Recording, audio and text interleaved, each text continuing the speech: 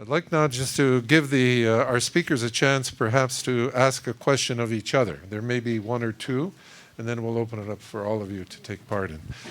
Is there anyone that has a question that David, would you like to go first, please? Yeah. I just wrote down a quick question for each speaker. It's a typical seminar style in history and classics. For Robert, I agree overall on the comment you made about escalation and that it's, U.S. weapons coming to Ukraine might not be the best thing.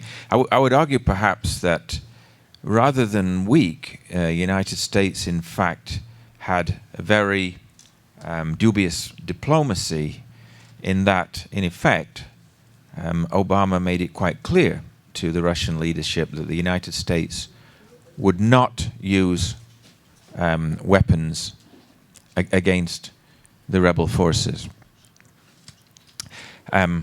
Therefore, it seems to me that perhaps it's not what the U.S. could do, but what it didn't do. In other words, you simply give the Russians a green light.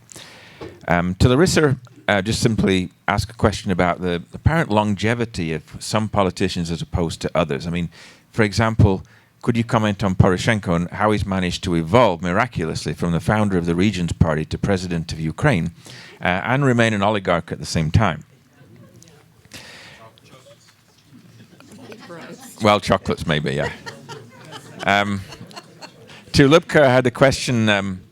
Is there not a danger when you've got, you mentioned fit young men, but in fact you've got paramilitary units outside the separatist zones who may ultimately pose a threat to Ukrainian democracy? In other words, if they don't see progress, why couldn't they simply take the law into their own hands and have another Euromaidan? And to Michael, I'd just like to ask about the role of freelance Western journalists. You mentioned their role on Twitter. There are some nutcases on Twitter, of course, and one thinks of, unfortunately, my compatriot, Graham Phillips. But there are others like Oliver Carroll, who is Oxford educated and actually seem to come up with very accurate reports from Donetsk Airport and others. I mean, how do these people get their information and how long can they keep operating?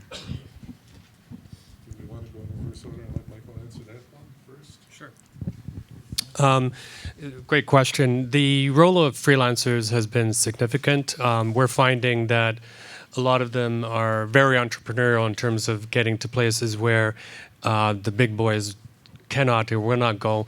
For example, when CNN or BBC go, they go with their own security experts. A lot of their moves have to be pre-approved by headquarters. Whereas a freelancer, in fact, we're working with a few very closely right now in terms of giving them an idea of what the security situation is out there, also giving them an idea of what we're going to be up to. They do actually assume more risk than others do. We've been watching very carefully events unfold on social media. The mission has been attacked several times, and I'm talking about very, very toxic posts on social media, especially on Twitter. And you won't be surprised that a lot of these posts seem to be coordinated. Some might say they come from Russia, we're not sure, but it seems that it's been very interesting working in the mission because we get called a lot by Russian media. In fact, the typical kind of scenario is that Lavrov or somebody like that will say something about the mission, and then you can almost time it to the minute. Komsomolska Pravda or others start calling you, RT starts calling you, asking you very provocative questions. So that's something we've had to get used to. And in fact, we had a brainstorming session on how to deal with the Russian media in Odessa a few months ago, and it was very helpful to help deal with them. There are, as you mentioned, these very enthusiastic bloggers and social media guys who are tweeting a fair bit. I find that unless they're really on the ground, a lot of them are not providing accurate information. We know that because we are there. And they do like to, from time to time, criticize the mission as well.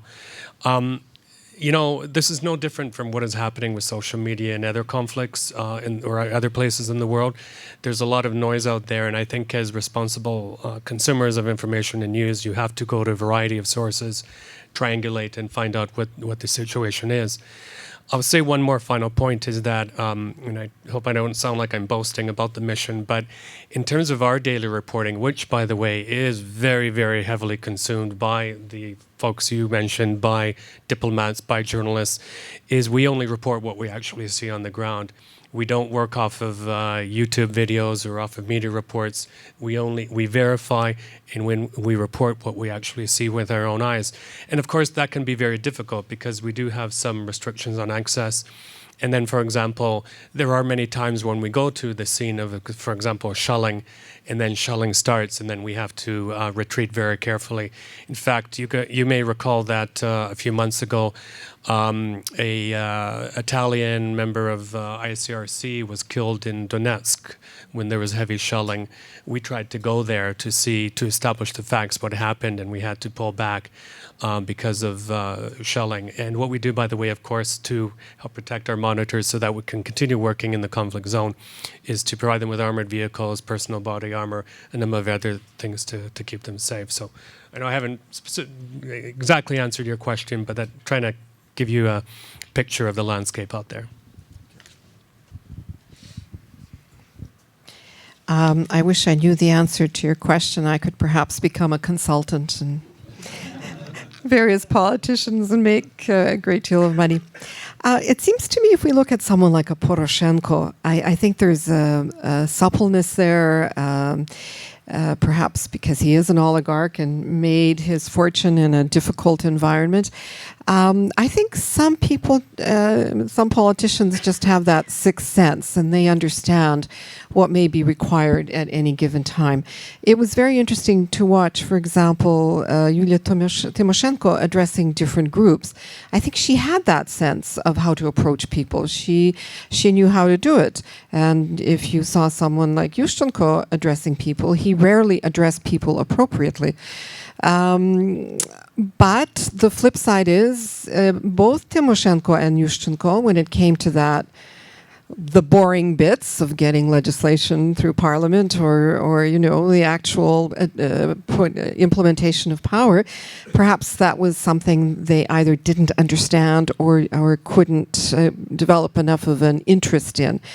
And I think perhaps someone like a Poroshenko, he understands that as a politician, he must both lead, he must express ideas, he must inspire people, but he's also got to get things done.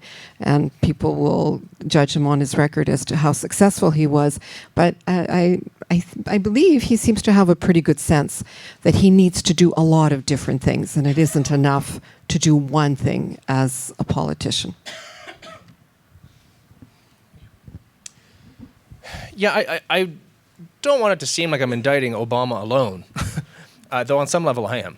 And the reason that I say that is that it's an indictment of the West, I think, of some of the reaction. But in terms of the capability of being able to deter and prevent certain action, while I would agree that Obama made it clear very quickly that he was not going to escalate the conflict and he was going to do everything he could not to provoke violence, what he created simultaneously was an environment where Putin knew there was going to be no deterrent to him acting. And this is part of the problem, is that we have seen Putin push the limits over and over and over to now we are in a situation where we have John Kerry, crossing his fingers that Minsk II holds after having been given the diplomatic runaround by Lavrov on multiple occasions where the Russians make the U.S. look diplomatically very weak. But we're now facing a situation where the ability to claw back those gains. First of all, there is no scenario where Russia leaves Crimea. That's off the table. And there was a time where that would not have been on the table if action had taken place quicker and an actual response had taken place. Would that have involved violence? No, I don't think it would have. I think containment very quickly likely could have been an option. But what this goes back to in my mind is that fundamentally Western governments, Western leaders and their policy advisors fundamentally misunderstood from day one what Putin and what the Russians wanted and their level of involvement. And that fundamental misunderstanding of the opponent that you're dealing with this very naive view in my mind that the Cold War mentality had died, that Russia had integrated into the Western liberal world order, that people didn't think like that anymore, has led to so many challenges and so many gains on the Russian side. where the West is made to look both weak and foolish in some way. But again, going back to the point that I made, which is that the humanitarian situation, as Michael had alluded to, of Ukrainians on the ground is now lost in an abstract discussion. So while I think it was probably the right thing to do to say that we're not going to escalate and provide arms, I think a more concrete, immediate, and rapid solution could have been found from that administration with the ability to actually deter further Russian action and influence and special war capability. The volunteer battalions, the danger, right, David? What do they pose? I think there is a danger. I'm no specialist on anything to do with military, but certainly from just having lived through the evolution of the Maidan defendants and now the battalions and knowing people that are actually fighting there, some even from Canada, by the way, I've gotten a sense that there's a danger on two fronts. One is that definitely as they grow in numbers, as they grow in terms of the legacy and the myth that they create for themselves and what is sustained also by the government, because the government is morally indebted to them because they are taking the fight themselves. They are the actual combatants on the front lines, perhaps not necessarily because there aren't other people to go, but because they, more than the others, want to go. The regular army units are not inclined to go. These guys are involved in combat. Their strength is combat. Their strength is not to protect military hardware in the rear and get blown away by shells, as the way they are dying now. It's a complete waste of the best strength that the battalions have, which is their willingness to fight to defend. So there will be a danger, I think, at some point that this moral indebtedness that the government and the nation as a whole feels towards the combatants may come back to haunt the military command of the Ukrainian Defense Corps if they are unable to incorporate at least the battalions to have some say in the development of military strategy. At the present time, I think everybody is aware of the fact that all the battalions are subservient to the command of either the Ministry of the Interior, the police, or the Ministry of Defense. There are some loosely affiliated Kolomoisky finance battalions, but I think even they are beholden to the administrative command of one of the two ministries. But in the end, I really think that there is going to be a sort of rozhrishення, I don't know, I lost the English word for that. More than accountability of some sort for what has happened up until now and determining a way of going forward. If the volunteer battalions continue to, are willing to defend Ukraine, it begs the question as to how long, and they themselves have stated this openly, how many withdrawals from Donetsk airport, Debaltseve, are we going to incur before the land corridor eventually is taken and we lose Mariupol, Odessa, and everything else all the way to Transnistria? Are we going to be somehow involved as collaborators in this process by fighting by Boy Scout rules according to the way the EU supposedly wishes Ukraine to lose? Quietly, gently, peacefully, you lose territory, but you sort of sustain a kind of a rump Ukraine. I'm not sure, although this may be the best case scenario, perhaps, in the long run, I'm not sure that the battalions themselves are going to buy into this because they were not prepared to go through this type of a facade process and collaborate with the government in this type of a defeat or surrender of this amount of territory. So there is a danger. How this will play out, I really do not know. And everybody's here, his guess is as good as mine. But what is really interesting is the suggestion that the tactics of the volunteer battalions themselves are changing. I alluded to these counterinsurgency groups behind the lines operating in Donetsk and Luhansk occupied areas, the so-called Tini. And I heard, strictly this is anecdotal, that there is more attention being given by the battalions to form future counterinsurgency units of 5-man brigades, or whatever you want to call them, that operate clandestinely, assuming that Russia will in fact move into southern Ukraine. Who would direct those people? Would they still be under the control of the Ukrainian government? Would they be the equivalent of a loosely operating Al-Qaeda on behalf of the Ukrainian government, where they take no orders from anybody, they know what the overall global cause is, the defense of Ukraine, and they act on their own? All of that would certainly destabilize the Ukrainian government in Kyiv, I feel, but at the same time, the perception on their side is that they are really truly fighting an existential battle for the survival of the country, and none of these Geneva Conventions or anything else, regardless of whatever anybody may say in Geneva or Brussels or Washington, doesn't really apply to them on a day-to-day basis because they have committed their lives. And thank you very much. Whatever you say is up to you in KU. You can adjudicate all you want in The Hague, but we are going to do this. At some point, if that alignment with the Ukrainian government's position falls way out of line, then we really do have a problem. Does anyone else on the panel have any questions, or may I turn it over to the audience? Right. So who would like to speak first?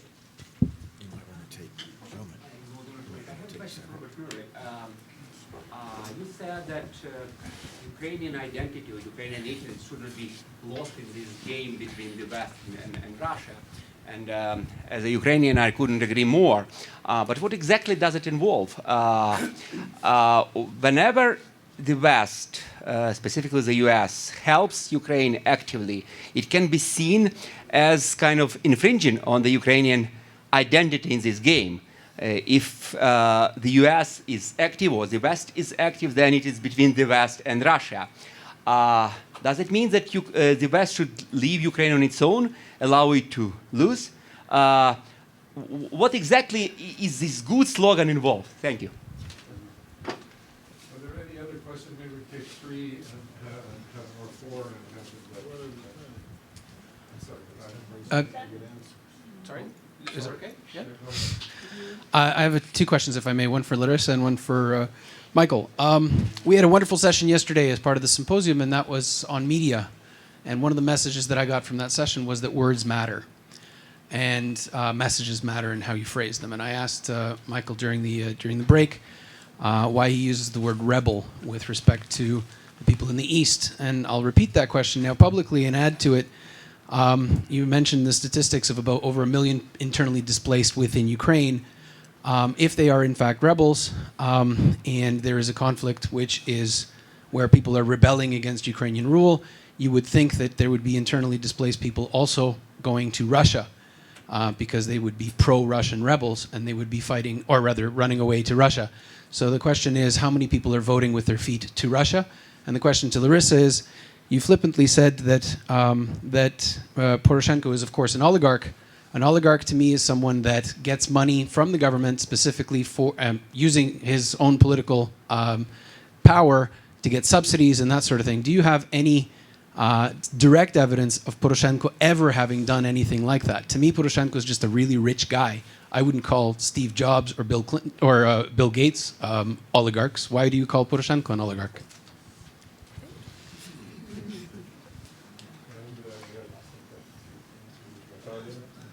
Okay. I have a question to Larissa Blavatska. The first one concerns Yushchenko's treatment of Tymoshenko. Even now, he has been accusing her of being a Soviet agent. What is the problem? Is she really a Soviet agent, or is Yushchenko suffering from a bad case of male chauvinism? And I have a question to Lubomyr Markevych. I want to know whether there is any credibility to the ideas that the source of the brutality during the Maidan was connected with the presence of Surkov at that time. I don't know whether this is true or not. Surkov, the Russian, whether this was Russian instigated. And then a final comment to the whole panel, which I think was very wonderful. One of the ironies that we are facing today is that as we are discussing these issues, Slavic studies is suffering a downfall in Canada and the University of Alberta, in particular, with the closing of majors of Russian and Ukrainian. So basically, there is no vision on the provincial level and the university level to train the very people that would advise government to understand what Russian culture is all about, or what Ukrainian culture is all about. As a matter of fact, very few people are learning the languages involved.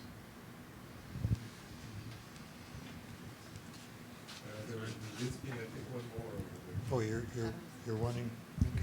I thought you were only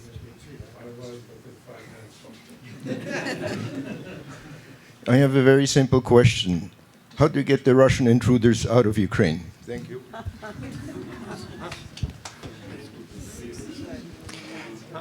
Okay, I have a question to Michael. You're on the ground there, and we get reports from the RNBO, I think it's called, Rada Nacionalnej Bezpeki. And I'm just wondering how, from what you see on there, we know about the Russian propaganda and the lies that we see on that side. And in a war situation, there's exaggeration on both sides in most war situations. I'm just wondering, the Dmytro Tymchuk types, what is your view on how accurate their reports are?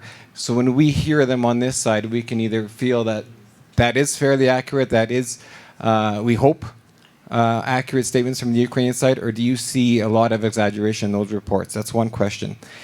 Second one is, and I guess this would be to anybody who's willing to answer, do you ever see a possibility in this situation where Ukrainian forces will ever be guarding the border, the full border between Russia and Ukraine? As was mentioned in the Minsk agreement, that down the road this is actually a possibility. It seems ridiculous that it was even talked about in Minsk, because it doesn't seem at all a possible reality. And the last question is, does the mission, Michael again, have any access to the humanitarian convoys that seem to be getting bigger and more often these days? And to answer upon Dr. Medvedski's question, I think if the borders and those convoys aren't ever stopped, the answer is probably never. Thank you. So we'll give people a chance.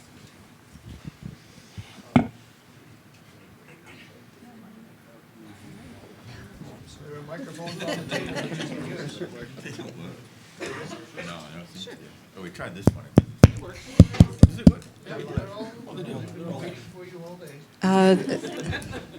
Just very briefly, I referred to Petro Poroshenko as an oligarch just because, from what I could see, anyone who is extremely rich in Ukraine is referred to as an oligarch. We don't refer to people who are very rich in Canada as oligarchs, or Steve Jobs or anyone as oligarchs. But I think it's just a term that's been applied to the rich. We tend to say plutocrats in the West. I don't mean to imply that Poroshenko is a dishonest man, although I think anyone who amassed a fortune in post-Soviet Ukraine, I'm not going to say was a thief, but perhaps cut corners. I don't think, frankly, in Ukraine it is possible to be completely honest. Even on a very minimal level. I knew a young woman who had a very successful taxi business. She was making a lot of money. She had drivers who were twice her age, calling her boss, unusual, I think, in Ukraine. She told me she paid $500 US in bribes to the tax people. She was not a dishonest person. She wanted to be an honest employer and a good businesswoman. She would have been shut down. A Canadian who had quite a going concern in Kyiv was also caught up. I don't believe he wanted to be dishonest. I believe that he was caught up in the reality of crooked tax administrations, all kinds of people to bribe. So I'm not casting aspersions on Petro Poroshenko. I actually think he's the right man for the hour in Ukraine. I just used oligarch as the term that seemed to me to be in use in Ukraine. As for Yushchenko's treatment of Tymoshenko, I see it as two things. One, in terms of, and perhaps this was a result of his severe poisoning, I think his behavior was frequently inappropriate. And I do recall one episode, the ambassador was asked to go and to a send-off of the Paralympic athletes just before they left for Vancouver. And Viktor Yushchenko was 45 minutes late. mumbled something, and left. He did not even shake the hands of the athletes. The ambassador did, and whoever else was there. But this was almost like a typical performance. So I think either the poisoning or perhaps some quirk of his behavior was often remarked upon as being inappropriate. One Canadian lawyer told me that he had been, in fact, he's well known, I'm sure, by many people here. He was an advisor to Yushchenko. He was totally so anti-Yushchenko, you could not believe it. And he said it was not untypical for a meeting to be called of the various consultants for 9 or 10 o'clock in the morning. 2 or 3 in the afternoon, they'd get a message, the president is not coming in, you can go home. So I think a disregard for people, a misunderstanding of appropriate behavior. I don't know what caused it. I would say in the case of Tymoshenko, they were political rivalries, and I do think he was a misogynist. And I think misogyny is alive and well in Ukraine, unfortunately.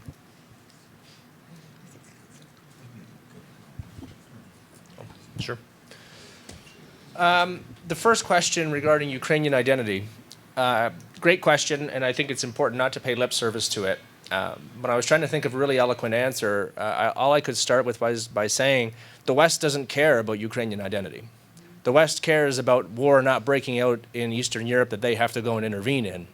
And so what they've done, frankly, already is they have removed Ukraine's power to shape its destiny as it is. That's what Minsk does, the agreements do.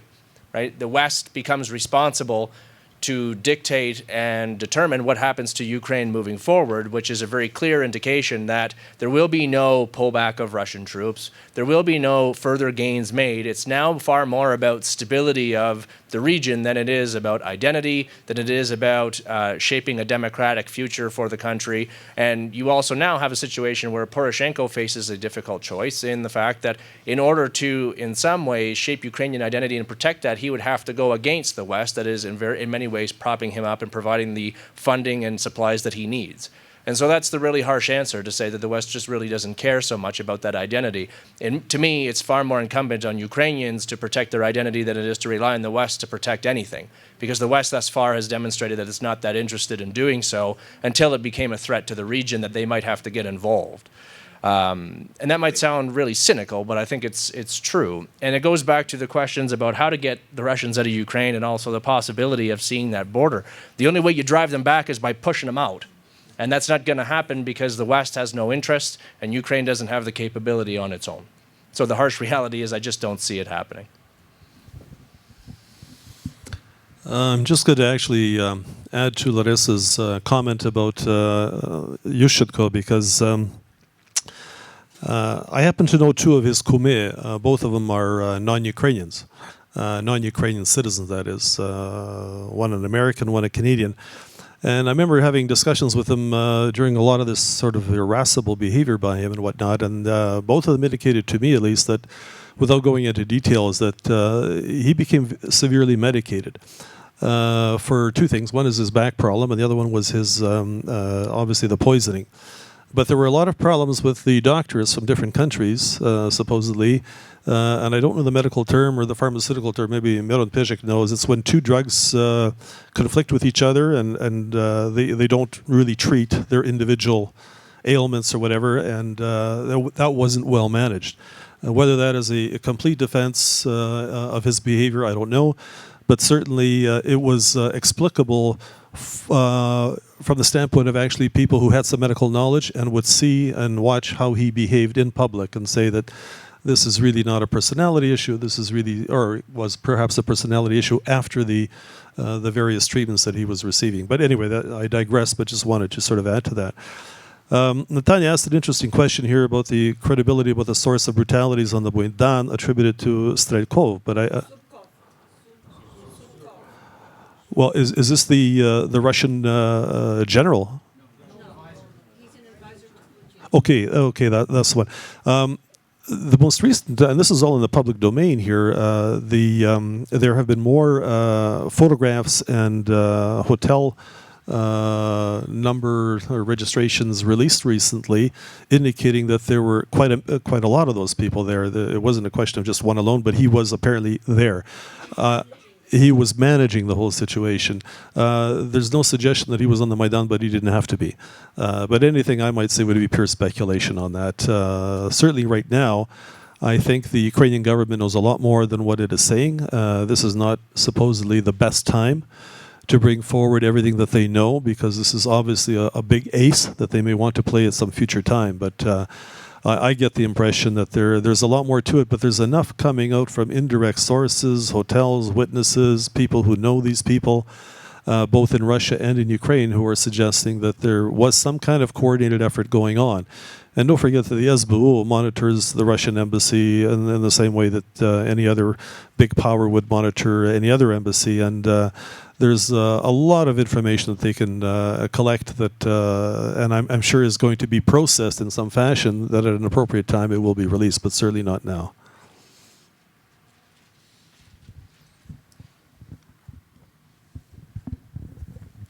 Only 3 questions, I think, were general questions. So I'll start with Natalia's comment on the collapse of Slavic studies.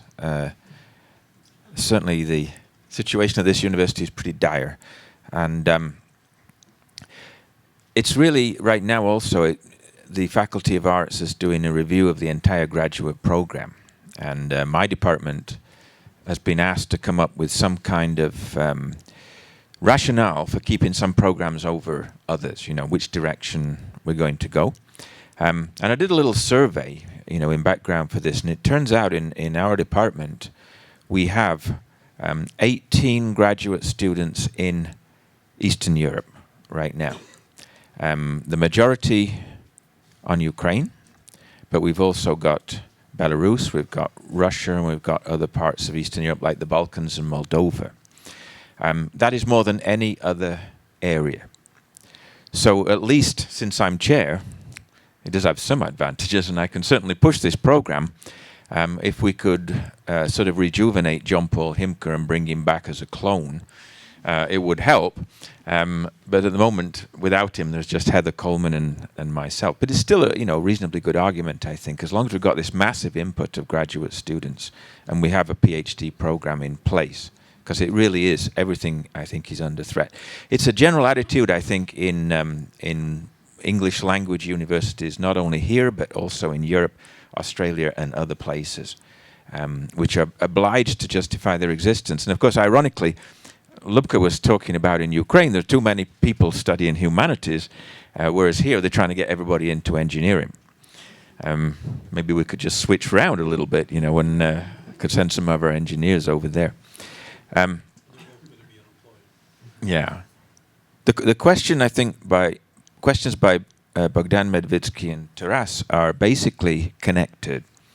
And I thought some time ago, and it was a speculative comment I made on my blog, and I naturally got a lot of flack for it. But I suggested, supposing that Ukraine acknowledges the loss of Crimea and agrees to sever the Donbass, would the remainder of Ukraine then be allowed to join NATO? And if so, would it be worthwhile to do that? There are some arguments, although the Donbass is a very international location in terms of its origins. Incidentally, the 2 cities where the separatists have their governments, one was founded by a Welsh engineer and one was founded by an English one. There's no Russian background in these cities at all. But nevertheless, there have been some problems there. Even in 1991, I remember Kravchuk going there and being asked whether there would be autonomy if he became president. And he kind of shelved the question. I mean, he simply avoided it once he came into power. It's always been some problem in that region. And even in 2004, there was a threat of separatism. Could Ukraine live without the Donbass? Probably now it could. I mean, it's economically devastated. It's going to cost a fortune to revive. It's a very cynical attitude, I know. But I think if Ukraine could join NATO, if that was on the cards, and the European Union as a truncated country, it might be worth thinking about assuming, that NATO will always protect its member states, which it's guaranteed to do in the case of the Baltic states, and it's backing this up by moving weapons there too. It's not a very nice alternative, but at least it would keep an independent Ukraine in place. Thanks. On the question about Metroid Tymchuk and people like himself, he's certainly an agenda setter. The networks, the newspapers, a lot of online publications set their headlines in the morning according to what he says. He certainly has very good military contacts, but there have been times, at least when he said things about us, that it's been inaccurate. So he's not alone. We spend a lot of our time correcting misinformation out there. For example, a few months ago, there was a report out there that got carried a lot in Ukrainian media that 90% of our monitors in Mariupol are Russian. Well, it wasn't the case. We had one or two out of about 20. But on that point, I should say it's very interesting the way things have evolved in Ukraine in terms of use of social media. In Ukraine, Facebook trumps Twitter by far, in terms of influencing, in terms of setting headlines. We find even that a lot of government ministers, they post their announcements on Facebook. And it's used very, very differently than in a lot of other places in the world. On the border, someone asked about the border. Of course, the section of the Ukrainian border that's under control by the DPR and LPR is about 475 kilometers. It's a very long stretch of the border, very porous. And the Special Monitoring Mission has committed itself to border monitoring, but I think it's realized by participating states that we're going to need a lot more resources to do substantive monitoring. You asked about the so-called humanitarian convoys for the Russian Federation. Indeed, there have been many. I think we're up to number 17 or so. And sometimes, well over 100 vehicles. I should point out that we do have a sister border monitoring mission on the Russian side of the border. It's a very small one, but they're at 2 strategic checkpoints and the ones used by these so-called humanitarian convoys. And what they do is they count how many come in and how many come out. But they are not in a position to actually inspect what's inside, but they do post in their reports whether Ukrainian customs officials have actually gone inside the vehicle. Sometimes they do, sometimes they don't. There's also been occasions where we bumped into, literally, these convoys in Donetsk or Luhansk. And when we do, we report on, if we're in a position to do so, what they've been unloading.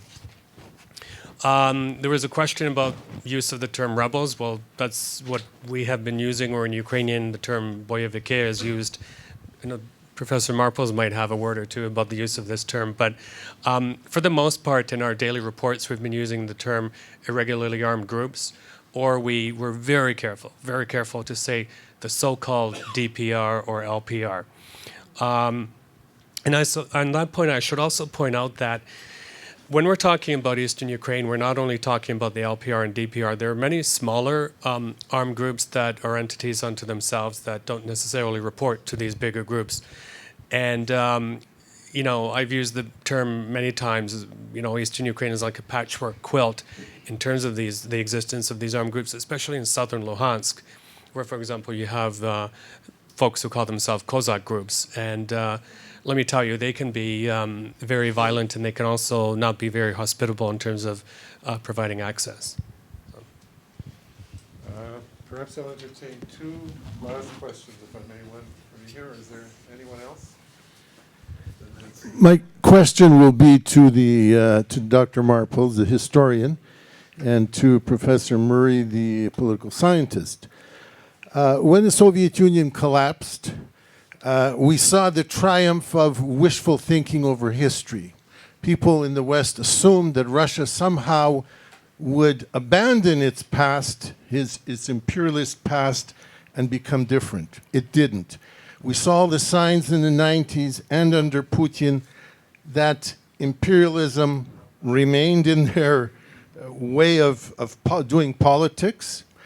And what we saw in the West is the growth of ostracism. Everybody ignored the misconduct of Russia and thought, okay, if we ignore it, maybe it'll go away. It didn't.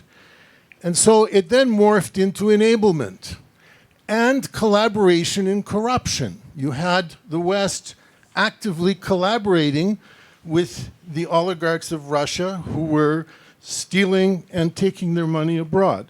Now, forgotten in all of this are the Russian people themselves, who, notwithstanding Putin has high popularity, if we look at it objectively, he is not ruling in the interests of the Russian people.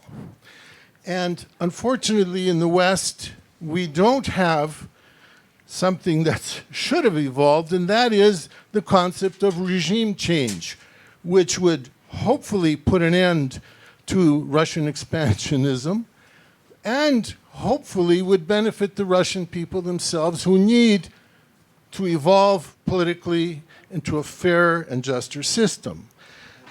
Okay, what we have now is the British.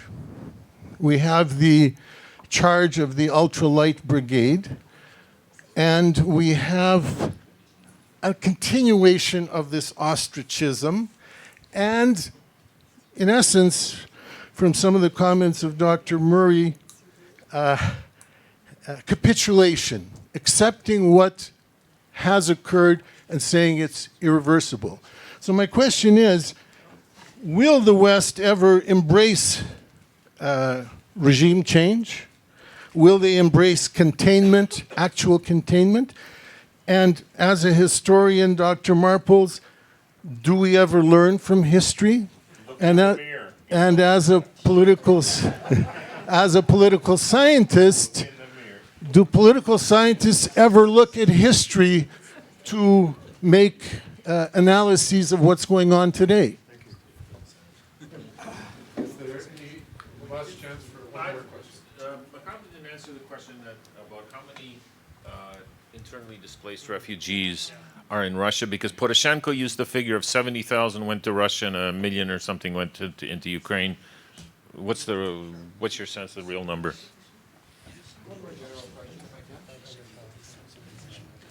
Maybe in private. That's because I see the clock has reached 6 o'clock, and I feel obliged to release us at 6. So those questions were put to the historian and the scientist.